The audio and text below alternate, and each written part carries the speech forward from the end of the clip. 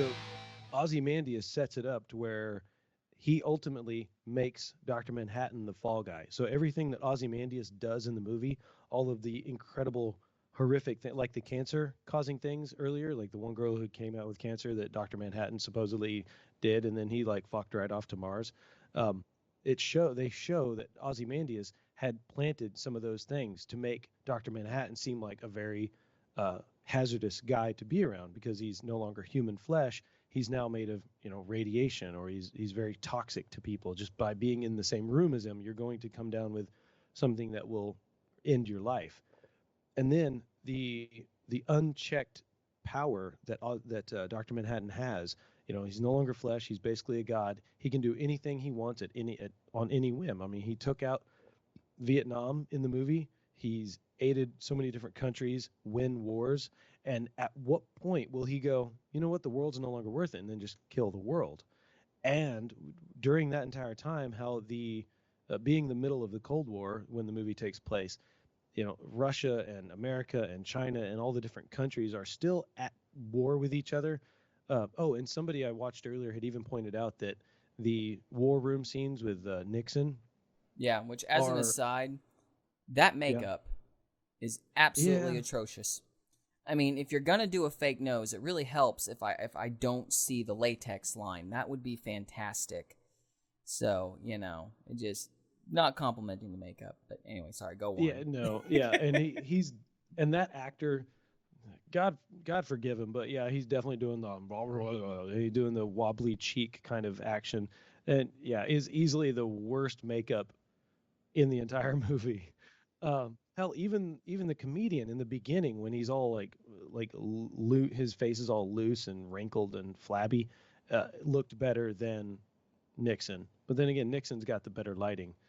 But to go back to what I was saying, Nixon and the world leaders and their bickering and all that shit, it's made to be reminiscent of Doctor Strangelove and how I love to accept the bomb or whatever. And I have not seen that movie, so I didn't quite pick up that reference until someone earlier had pointed it out, and I'm like, oh yeah. And so I think in the movie Doctor Strangelove, or How I Love to Stop Worrying and Love the Bomb, the the the the people in the war room are going more and more chaotically insane. And eventually, at the end of the movie, I know Slim Pickens. They drop a bomb, and Slim Pickens is writing the bomb down. And I don't remember what happened. So I haven't seen the movie, so I don't know what happens. But I think that all of this bickering with all of these leaders of the world and leaders of all these countries in that war room, bickering with Nixon's character, I think Ozymandias, while that's going on, is creating a scenario where each country realizes that all of this, all of those bombs are being detonated outside of them. And then that's when they'll realize all in the sudden that, shoot, you didn't detonate a bomb? No. You didn't either? No. What happened? Like, everyone's truly confused, and that's when everyone will start coming back together, and actually working together. Uh, and that's why Dr. Manhattan at the end of the movie, after Ozymandias explains it all, Dr. Manhattan finally gets his piece. He's able to leave Earth and not give a fuck about it because everyone at this moment it'll be like reset.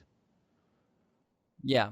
Well, in my Now it's humble, not the solution that I would have gone for, but I'm oh, it wouldn't have worked. yeah, but it only works in this universe because that's what the movie need. And obviously, the Yeah. movie's not able to be like, hey, 300 years from now, what happened? We don't know. But at the end of that moment in the movie, all of the world's powers united, and all of the people realized that, oh, all these cities were just destroyed. Uh-oh, we got to pull together and rebuild, and we got to put our differences aside, and everyone will wonder, oh my God, how did this all happen? And nobody will ever know anything about Ozymandias. Everyone will be like, well, that Dr. Manhattan, he got so full of himself, he just wanted to destroy the world, and he tried his best, and then he left. And it's just like, you know what? Making Dr. Manhattan the false enemy, it's actually not a bad move. Now I'm glad that Ozymandias dies in the end. If he had stayed He alive, I'd have been doesn't like, die. what? I thought he died on No. the steps. Nope. Nope. He actually, it's much worse than that. And this is kind of the hypocrisy of it. He plays like this Damn. Then sanctimonious. I don't remember anything after that in the movie. I thought he was on the steps and he puts up that remote control and then he that's like a self-destruct for the facility that he's in. Oh, it's Huh. remarkably applicable to today, given the political climate. So the little twit decides to kill 15 million people, and Right. then he's basically wiped out all the energy sources. So he's the only game in town. So at the end of the movie, all the blimps say Vite Industries or whatever. So not only did he get to accomplish his world peace, quote unquote, he got to have a monopoly on all the world's energy, which I'm sure did not play at all into his motives, none whatsoever. So, which is just typically how these dictator types go. There's always another little ulterior benefit to being the one to kill millions of other people. I mean, what would have been a good twist is if this guy is really the reluctant, benevolent hero that's willing to make the hard sacrifices in order to accomplish world peace, dude would have killed himself. If this guy was a believer in justice, then he obviously would have understood that by killing those people, he owed a debt, and he would have took himself out with everybody else. The same way that the Pharaoh was supposedly dead to the servants, which is a callback to something he does, with the doctors that actually invent the alternate energy source. So it would have made sense with his character and the heroes he seems to emulate in the movie, if he had actually put a bullet in his own head because he recognized he paid a debt. But he didn't, so he's just another twit that decided to kill a million people and make everybody else drink from the cup he doesn't want to drink from. So I didn't see him as all that noble.